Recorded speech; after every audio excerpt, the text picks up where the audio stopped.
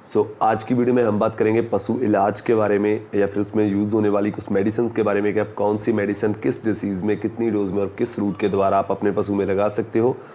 तो आज इस वीडियो में इसी टॉपिक पे चर्चा करेंगे। अगर आपने अभी तक हमारा यूट्यूब चैनल बैटेक्स को सब्सक्राइब नहीं किया है तो सब्सक्राइब बटन को दबाकर आप हमारे चैनल को सब्सक्राइब कर सकते हैं। साथ में बेल आइकॉन जरूर दबाएं और नोटिफिकेशन बेल को ऑल पे कर दें। बात करते हैं होम्योपैथिक वेटनरी मेडिसिन के बारे में। होम्योपैथिक वेटनरी मेडिसिन जो है उसका रिजल्ट एलोपैथिक से भी कई गुना बेटर है अगर हम इसे सही तरीके से दें और सही मात्रा में दें। तो सबसे पहले बात करते हैं कि हमने किस प्रकार अपने पशु को होम्योपैथिक वेटनरी मेडिसिन देनी है। तो आपने एक रोटी का टुकड़ा लेना है, चौथा हिस्सा लेना है रोटी का, उस पर मेडिसिन को अप्लाई करना है, लगा लेना है और आपने अपने पशु को दे देना है। अगर आप लिक्विड फॉर्म में दे रहे हैं, अगर आप टैबलेट दे रहे हैं तो वो आप किसी भी प्रकार से अपने पशु को दे सकते हैं। लेकिन आप मेडिसिन देते वक्त इस बात का ध्यान रखें कि मेडिसिन जो है वो आपके पशु की जीभ को टच होनी चाहिए। अगर वो टच नहीं होगी तो आपको उतने बढ़िया रिजल्ट नहीं मिल पाएंगे। आप बढ़िया रिजल्ट लेने के लिए अपने पशु को जीभ को टच कराएं मेडिसिन।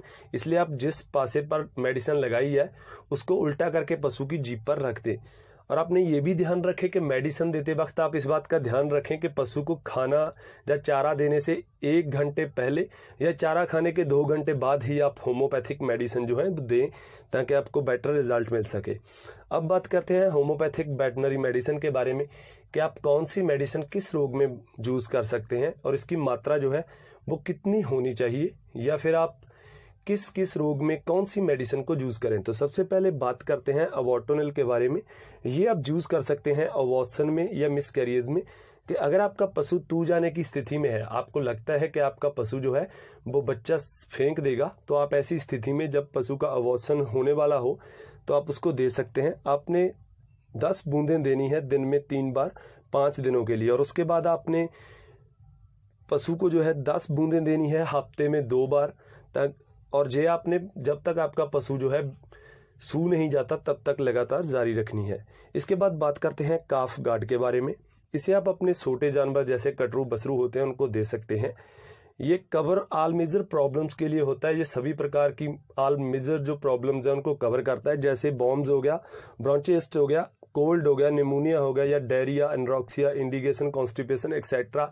ऐसी मेजर प्रॉब्लम्स को कवर करता है। जैसे आपके पशु के पेट में कीड़े हैं या फिर उसे जुकाम वगैरह है, ठंड लगती है, निमोनिया है, या फिर उसे मोक लगी हुई है, दस्त लगे हुए हैं, उसे भूख नहीं है, या फिर उसके जो बदहाजमी हो जाती है छोटे पशुओं में, या फिर कब्ज रहती है, तो ऐसी स्थिति में आप इसे यूज कर सकते हैं। आप इसकी जो डोज है वो आपने 5 बूंदें देनी है अपने पशु को 3 से 4 बार एक दिन में। और जब आपको लगे कि आपका पशु कुछ हद तक ठीक होने लग रहा है तो आप इस डोज को कम कर सकते हैं। आपने ये डोज फिर दिन में 2 बार दे सकते हैं।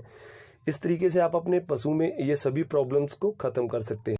इसके बाद बात करते हैं डायरोसिन के बारे में। डायरोसिन आप यूज कर सकते हैं सब अक्यूट और अक्यूट डायरिया में। अगर आपको लगता है कि आपके पशु को दस्त लगे हुए हैं, मोक लगी हुई है, चाहे वो एक लगी हो या फिर काफी पुरानी दस्त लगे हों, आप ऐसी स्थिति में इसे यूज कर सकते हैं। इसकी जो मात्रा है वो आपने 10 बूंदें दिन में 4 बार देनी है और 3 दिन तक दें। उसके बाद आपने इसकी डोज को कम करके दिन में 2 बार कर देना है जब तक कि आपका पशु पूरी तरह रिकवर नहीं हो जाता या ठीक नहीं हो जाता, उसके दस्त जो है वो हट नहीं जाते। इसके बाद बात करते हैं डिजेस्टोप्लेक्स के बारे में।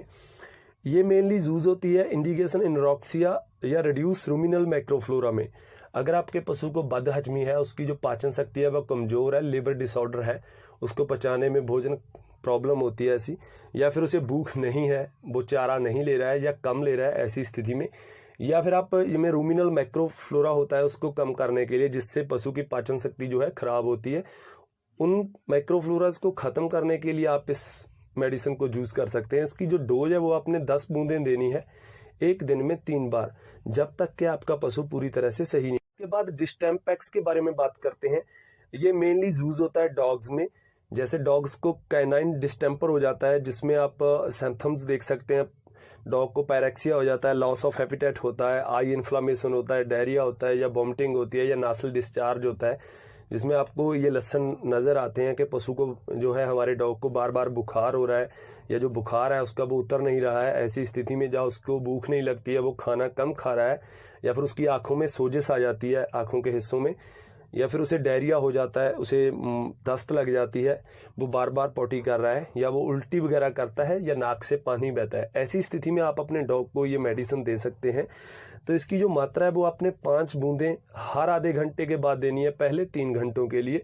जब आपको लगे कि आपके डॉग में जो इसके सिम्पटम्स हैं, लक्षण है, वो कम हो रहे हैं, आपका जो डॉग है वो ठीक हो रहा है, तो आप इसकी डोज जो है एक दिन में 3 बार दे सकते हैं, जब तक आपका डॉग जो है पूरी तरह से ठीक नहीं हो जाता। इसके बाद बात करते हैं फेब्रोबेट के बारे में। इसे आप यूज कर सकते हैं पायरेक्सिया में, जिसे हम फीवर बोलते हैं, चाहे वो एक तेजी से पैदा होने वाला फीवर है जो पशु को एक तेजी से होता है, या फिर कोई पुराने से पुराना जो फीवर है, चाहे वो 4 दिन से चल रहा है, या फिर ऐसा बुखार जो एक बार उतर जाता है और फिर दोबारा पशु को हो जाता है। ऐसी स्थिति में, ऐसे बुखार में आप इस मेडिसिन को यूज कर सकते हैं। इसकी जो डोज है वो आपने 10 बूंदें देनी है, दिन में 4 बार देनी है, और पहले 3 दिन के लिए देनी है। उसके बाद आपने इसकी डोज जो है वो एक दिन में 2 बार कर देनी है, जब तक आपका पशु पूरी तरह रिकवर नहीं हो जाता। इसके बाद बात करते हैं फिब्रोसिन के बारे में। आप इसे यूज कर सकते हैं hard lumps in teeth and udder, teeth chord and fibrosis के में।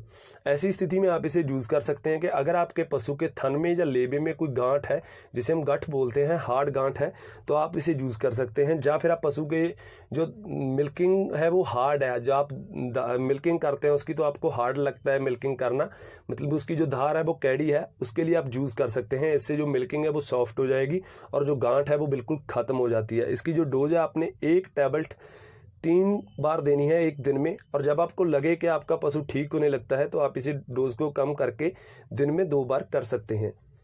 इसके बाद FM बैट के बारे में बात करते हैं। ये यूजफुल है FMD with associated symptoms in high fever, lesions in mouth and feet and salivation etcetera. अगर आपके पशु को फुट एंड माउथ डिसीज है, आपको लगता है कि उसके लक्षण उसमें पाए जा रहे हैं, उसको तेज बुखार हो रहा है, या उसके मुंह और पैरों में जो है साले हो रहे हैं, जख्म पैदा हो रहे हैं, या फिर उसके मुंह से जो है लार ज्यादा गिरती है, जग बन रही है, तो आप ऐसी स्थिति में इसे यूज कर सकते हैं। अगर आपके पशु को FMD है तो उसके ट्रीटमेंट के लिए आप इसे 20 ड्रॉप्स 3 से 4 बार एक दिन में दे सकते हैं।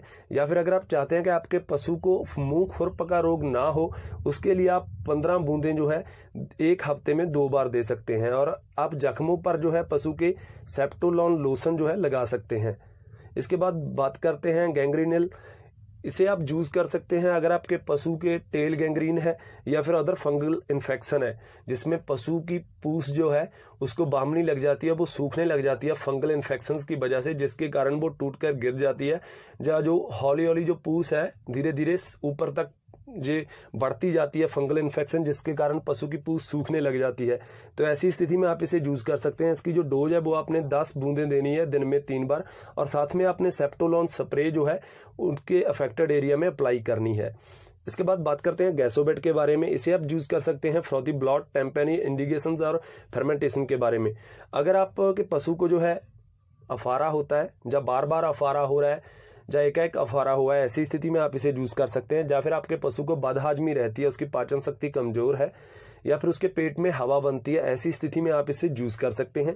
इसकी जो डोज है वो आपने 10 बूंदें देनी है हर आधे घंटे बाद, पहले 3 घंटों के लिए। और जब आपको लगे कि आपका पशु रिकवर हो रहा है, कुछ हद तक ठीक हो रहा है, तो आप इसकी डोज को कम कर सकते हैं और एक दिन में 3 बार देना है। और आपने ये मेडिसिन तब तक कंटिन्यू रखनी है जब तक आपका पशु जो है पूरी तरह से रिकवर नहीं हो जाता या पूरी तरह से ठीक नहीं हो जाता। इसके बाद बात करते हैं हीट स्ट्रेस मेडिसिन के बारे में। इसे आप यूज कर सकते हैं अगर आपका पशु जो है गर्मी नहीं झेल पाता, गर्मी की वजह से जो है ज्यादा तौसता है, वो हाफने लगता है, ऐसी स्थिति में आप इसे यूज कर सकते हैं। या फिर आपके पशु को जो है गर्मी सहन नहीं हो पाती, उसकी वजह से वो बेचैन रहता है और उसका जो मुंह से जो लार है या जाग है वो ज्यादा टपकने लगती है, या फिर उसका जो सांस लेने की गति है वो तेज हो जाती है, और अगर वो फीड गर्मी की वजह से या चारा जो है वो सही मात्रा में नहीं ले रहा है, ऐसी स्थिति में आप ये मेडिसिन यूज कर सकते हैं आपके पशु को हीट स्ट्रेस से बचाने के लिए। इसकी जो मात्रा है वो आपने 10 बूंदें देनी है एक दिन में 3 बार, और जब तक आपका पशु ठीक ना हो जाए, और जब आपको लगे कि सिम्पटम कम हो रहे हैं तो आप इसकी डोज को कम करके दिन में 2 बार दे सकते हैं। इसके बाद बात करते हैं हीटोबैट के बारे में। इसे आप यूज कर सकते हैं नॉन स्पेसिफिक इनोस्ट्रेस में और वीक और साइलेंट हीट में। अगर आपका पशु जो है सही हीट में नहीं आ रहा है, वो साइलेंट हीट में आता है, हीट के जो लक्षण है वो सही तरीके से शो नहीं करता है, या फिर उसकी हीट जो है वो वीक है, कमजोर आती है, उसको वो या तो आरामता नहीं है या फिर वो तारा जो है सही तरीके से नहीं देता है, जो डिस्चार्ज है वो उसका सही नहीं है, तो ऐसी स्थिति में आप इसे यूज कर सकते हैं। इसकी जो मात्रा है वो आपने 20 बूंदें और 1 टैबलेट देनी है दिन में 3 बार, और आपने जो 20 ड्रॉप्स देने के 1 घंटा बाद जो है आपने टैबलेट देनी है अपने पशु को। इसमें 1 घंटे का फर्क होना चाहिए दोनों मेडिसिन में। और हीट में आने के बाद अगर आपको लगता है कि आपके पशु का जो डिस्चार्ज है, जो तारा देते हैं वो क्लियर नहीं है, तो आप सेप्टोबैट यूज कर सकते हैं। पशु के इंसेमिनेशन कराने से पहले, टीकाकरण करवाने से पहले आप उसे सेप्टोबैट दे सकते हैं, जिससे उसका जो तारे हैं वो क्लियर हो सके, साफ हो सके। इसके बाद बात करते हैं सेप्टोबैट के बारे में। इसे आप यूज कर सकते हैं इन्फ्लामेशन, सेप्टिक बाउंड्स, पस डिस्चार्ज और पेयोडर्मा में। अगर आपके पशु में इन्फ्लामेशन है, किसी भी प्रकार की सोजस है, या सेप्टिक बाउंड है, या जख्म है कोई भी किसी भी प्रकार का शरीर के किसी भी हिस्से में, या फिर वो पस डिस्चार्ज करता है, जोनी मार्ग से पस या पाक मारता है, या फिर पेयोडर्मा है, अगर उसको स्किन पर दाने हो जाते हैं, पशु की चमड़ी पर दाने वगैरह हो जाते हैं, या सोजस या खाज वगैरह हो जाती है, उसमें आप यूज कर सकते हैं इसे। इसकी जो मात्रा है वो आपने 10 बूंदें दिन में 3 बार देनी है, जब तक आपका पशु पूरी तरह से रिकवर या ठीक नहीं हो जाता। सो फ्रेंड्स, आपने ये ध्यान रखना है कि आप कोई भी मेडिसिन अपने पशु को दे रहे हैं जो होम्योपैथी है, उसमें आप ये बात का खास ध्यान रखें कि आप जो भी मेडिसिन दे रहे हैं वो पशु की जीभ को टच करे, तभी आपको जो है रिजल्ट वो बेटर मिलेंगे, बढ़िया रिजल्ट आप प्राप्त कर सकेंगे। तो इसके लिए आप सिरिंज का यूज भी कर सकते हैं। आप सिरिंज में आधा ml मेडिसिन भरकर पशु की सीधा जीभ पर लगा सकते हैं, जिससे आपको जो रिजल्ट है वो बेटर मिलेंगे। और आप ये भी ध्यान रखें कि पशु को जो भी मेडिसिन दे रहे हैं वो खाने से 1 घंटा पहले और या फिर चारे खाने के 2 घंटे बाद ही मेडिसिन दें। तो अगर आपको हमारी ये वीडियो अच्छी लगी तो लाइक कीजिए हमारी इस वीडियो को, और अपने दोस्तों के साथ शेयर करें हमारी इस वीडियो को, ताकि उनको भी होम्योपैथी वेटनरी मेडिसिन के बारे में पता चल सके। और ऐसी वेटनरी मेडिसिन वीडियोस देखने के लिए हमारे चैनल को सब्सक्राइब करें। हमारी वीडियोस को देखने और पसंद करने के लिए आपका बहुत बहुत धन्यवाद।